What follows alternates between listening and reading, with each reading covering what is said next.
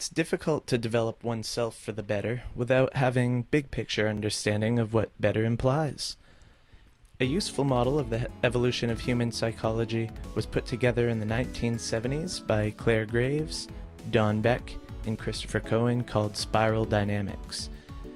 It basically models the evolution of mankind's psychology. By studying how cultures and societies evolve, the researchers of spiral dynamics put together a model explaining the typical patterns of progress in society. In this video, we're really going to get a good sense of each stage. This episode is actually very important because I'll be referring to these stages in upcoming videos. Each stage brings a radically different outlook on the world. An ordinary person will tend to rise only to the level of their family or their society. For example, if you're born into a stage blue family with strict moral codes, chances are you'll quickly become that stage at an early age. And it'll take a lot of thinking outside of the box and much conscious effort and hard work to transcend the base level of one's family. Beyond this, there are many layers of development which society as a whole has not reached yet, which are particularly elusive to most. As you go up the spiral, there tends to be a pattern of toggling between individualistic and collectivist ideals. Progression through the stages doesn't necessarily imply merit. It's merely an outline for the scope of one's own worldview. The early stages focus on survival, and the later stages focus on the big picture. Nobody reading this book is in Beige, but it's the first rung of the spiral, so let's begin. The first step of spiral dynamics is one where its members act according to instinct, warmth, food, water, shelter, and other basic needs are the main preoccupation of these individuals. Our prehistoric ancestors, people with severe mental handicaps, and babies and toddlers might fit into this category. Beige members have very little foresight and don't anticipate or respond to any threat that isn't immediate. They're fully reliant on their primal instincts or caregivers to get by. In our civilization, the average person exits the beige stage very quickly, something like 200,000 years ago, give or take. Our species has transcended this instinctual approach to life. The key to escaping beige involves realizing that it's possible to work and scheme in tandem with other trustworthy tribe members to make survival easier. Once language becomes more developed, communication results in the formation of tribes and clans.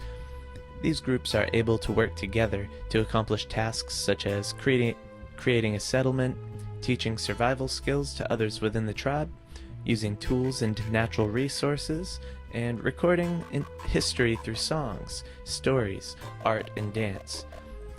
But someone who finds themselves in stage purple has very little understanding about the mechanics of reality. A stage purple mind might consider animal sacrifice as a valid strategy to please the supernatural entities which are believed to govern them, for example. These tribal entities are constantly warring with each other due to their inability to understand the other tribe's perspectives. They often see those who are outside their inner circle as threats. Roughly 5,000 or so years ago, most of mankind was in this state. These days, only a dwindling minority of our adult population still exists in stage purple.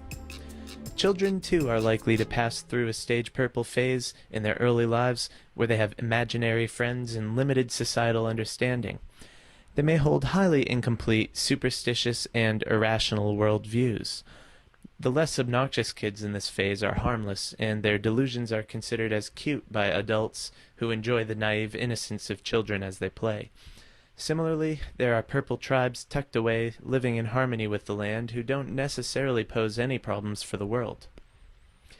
In order to escape purple, one must realize that they can rise above their naive customs and inclinations through self-empowerment. Stage red is a selfish stage of development, and minds caught in this stage will seek to dominate others. If an individual realizes the predictable weaknesses of the stage purple population, they'll set to outwit, outsmart, exploit, and brute force their way to dominance over the decidedly lesser tribal minds. Stage Red people are aggressive risk takers, but they're always subdued by modern society through the prescription drugs, discipline, isolation, propaganda, and surveillance. So they're kept in check. In modern times, they lack a basic sense of the rules of morality and cooperation, which clearly separate them from Stage Blue, the stage following Stage Red. These Stage Red people are opportunists, and they focus on gratifying the ego at most any cost. The laws of a Red society remain very strict and are heavily enforced because a community of Stage Red people is a community where power does the talking. It might seem like I have painted a very negative image of Stage Red, but again, this is only because most of my listeners have transcended it. If you were in Stage Red, you might say, "What's wrong with being in a gang?" This is because the highest ideals of Stage Red can align with those of gangs. They seek to stamp out the other gangs, they make examples out of traitors, they enforce what seems to be their dominance, and they do it unapologetically. A school bully is a less extreme example of Stage Red. Some workers within companies will tend to operate under Stage Red principles as well. They're often found using playground level tactics to try to get above and ahead of people at work. They might seek to get management positions due to their egocentrism, and the ones that finally make it there almost always end up getting fired due to the fact that they're never looking to successfully manage or lead people in the first place. It's not all negative. Other times they can become athletes and channel their efforts in a more healthy way. Someone who is innately leveraged with talent, opportunity, or an inheritance might actually remain in Stage Red through most of their entire life. Sometimes a Stage Red personality can still attain high levels of empirical success. One of the most inspirational people of all time happens to have displayed a strong Stage Red personality, and that person is Michael Jordan. His obsession with beating others, developing skill, gambling, and at times alcohol mark the epitome of Stage Red behavior.